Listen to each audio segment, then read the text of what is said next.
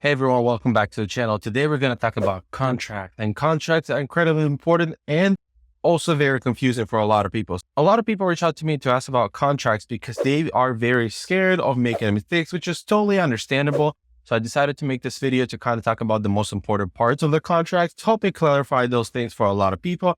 And if you still have any questions after this video, please leave them in the comments down below. I'll see how I can help. First of all, I want to say it's not a legal advice. I'm not an attorney.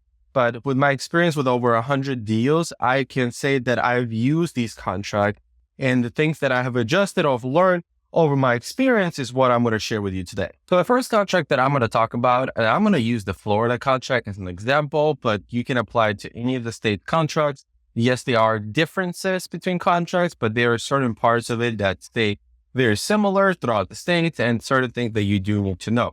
Right. So when you go in the contracts, obviously a lot of this stuff is very simple. You get information about properties, purchase price, all that is great, right? Your agreed price.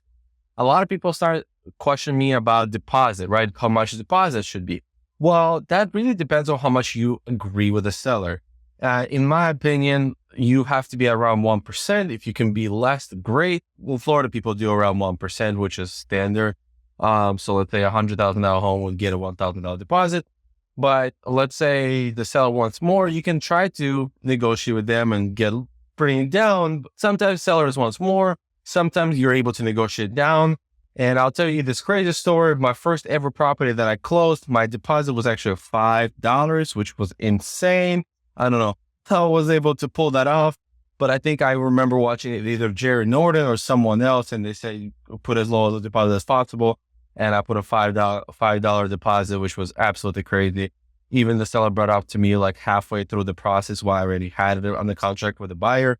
He said, I'll let you put down $5. I'm like, yeah, you did. It was a $35,000 purchase for a mobile home, but still, that was extremely low. That was unheard of.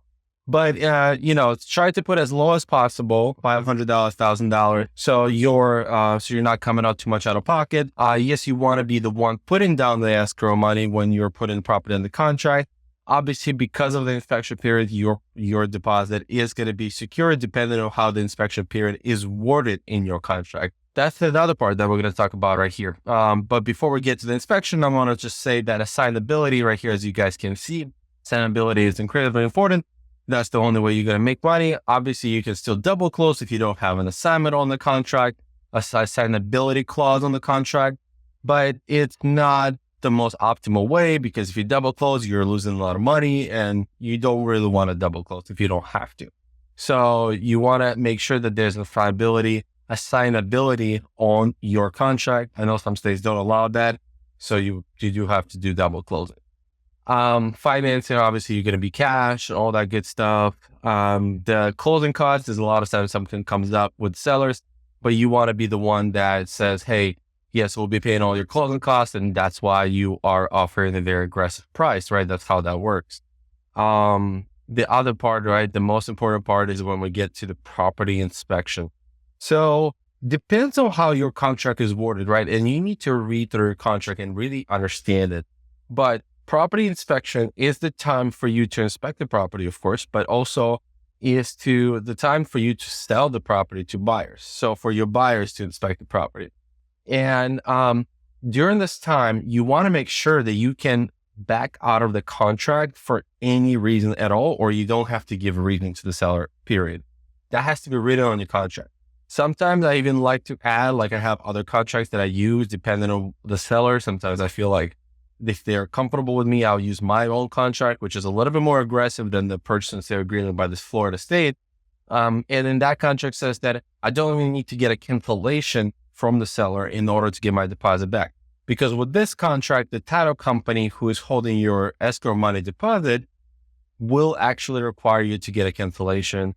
I've had to go around it sometimes, a couple of times. The title company worked with me, but overall, I do think that obviously you're protected. The seller will have to cancel just because it's part of the contract, and sometimes they don't. And then you have to get into legal action, and that's the process you don't really want to do. So for you not to stress about it too much, try to have as low a deposit as possible. But overall, I think property inspection is super important. I like to have at least 15 days, or sometimes I push to 15 business days. That gives me actually 3 weeks And that gives me a lot of time to find a buyer and actually be able to have the buyers and do inspections and all that stuff, especially in the markets that are like today, where it's not super competitive comparing to what it was in 2021 when everyone was buying whatever sight unseen because money was so cheap. Obviously, you got to select an escrow agent, all that good stuff. But honestly, when it comes to the purchase and sale agreement, that was the most important parts for you.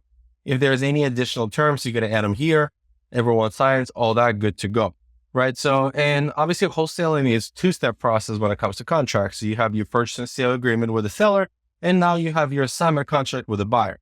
So let's go over that. Let's actually talk about the assignment contract that I personally used that originally 4 years ago when I learned wholesaling. I actually started using it from Jerry Norton. And I think it's awesome. I have done some tweaks to it personally myself as, for example, this section here says, put earnest money down with seller attorney, but I actually just changed this up and put with title company because we don't do seller attorneys in the state of Florida. So you can adjust a couple of things here and there, but overall, this is the template and it's awesome. So you just put his property information, who is the agreement between you and the buyer. You're going to put your information here. Seller's information is not going to be here because it actually says owner of record, which is awesome that it's already there. You don't have to think about it. You don't have to disclose seller's information to the buyer, which obviously they can look up on the property records, but still.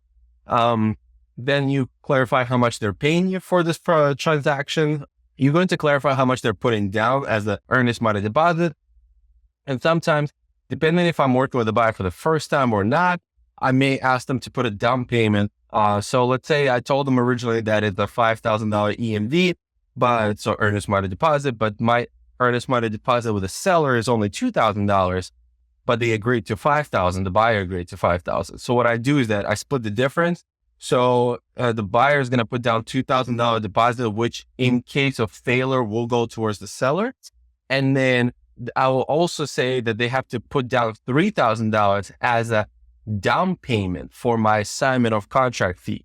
So let's say they back out, I actually get that $3,000. If they backed out for whatever reason they wanted, if they backed out because the title had issues and things like that, obviously you don't get that deposit, but this is only if they decided to back out just because they decided to back out for no reason, right? They didn't give a proper reason. There was no reason for them not to buy the property. Obviously, you're going to make sure that the title company here matches the original purchase and sale agreement title company. And besides that, this is very simple, right? You clarify who's paying for what closing costs and you sign, so we both sign and you send it to the title company, right? So you're going to send this and the original purchase and sale agreement to the title company. Sometimes the buyer, well, most of the time, especially if you're first time working with a buyer, they're going to want to see your original purchase and sale agreement to make sure what terms they're following. So for that, what I suggest is using some tools and just white out your price. So you can send them the original purchase and sale agreement. You just can't, I don't suggest sharing your price because, sometimes they can be weird about that, whatever it is. So if they ask you for, because they may ask you for the original purchase and sale agreement even before they sign this. So go ahead and share the original purchase and sale agreement, hide the price, and you will be able to, get this done this way. Like I said, it's very simple in my opinion, especially when you do it for a long time or you do it for a couple of times. So there's two contracts, very simple, straightforward. Obviously there's land contracts and things like that as well. They're very similar. There are differences when it comes to the contract structure, but when it comes to things that are important for you as a wholesaler, those stay pretty much the same. If you guys do have any questions about contracts, leave them in the comments down below. If you did enjoy this video and you found it helpful, please leave a like and subscribe to the channel for more content like this. And as always, guys, peace.